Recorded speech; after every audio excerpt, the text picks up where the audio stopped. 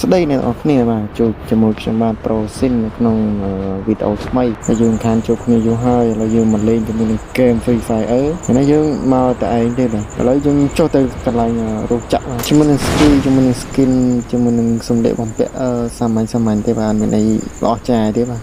អំឡែបុកលុយទិញ skin ទិញអីផងអ្នកនរគ្នាដែលមកថ្មីកុំភ្លេចចុច subscribe ផងបាទខានធ្វើវីដេអូយូរហើយឥឡូវនេះយើងបានកំភ្លើងថ្មីម្ដងឥឡូវយើងជួប enemy ហើយយើងបាញ់តែម្ដងមកចូលក្បែរ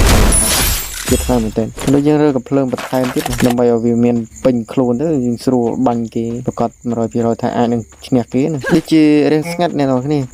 អីយ៉ាមាន 2-3 នាក់ទៀតបាទនៅតាណាចេះបាទអូអត់តន់ឃើញទេបាទឥឡូវយើងរកចូលតែម្ដងបាទ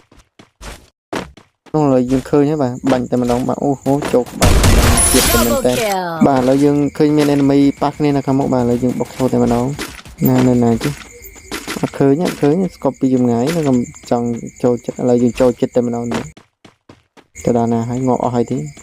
អីយ៉ាប៉បាទជួបហើយបាទបាញ់តែម្ដងបាទជាមួយភ្លើង MP5 ហ្នឹងហើយនេះនោះបាទ enemy មាននៅខាងមុខបាទហើយយើងបាញ់ពីលើទេបាទអូហូស៊ីតែគេបានមួយនៅខាងលើមានមួយទៀតបាទអីយ៉ាស្កប់ចំមិញបាត់ទៅណាបាទហើយអូនៅខាងក្រោយប្រយ័ត្នប្រូស៊ីនដាក់តកឲ្យស្រួលបួសអីយ៉ាគេសម្រុកចូលមកហើយអ្នកនរគ្នាយបោកតកមួយរត់ក្រោយបាញ់ពីចម្ងាយដាក់តកមួយទៀតបាទដាក់ទេដាក់ឈាមមួយ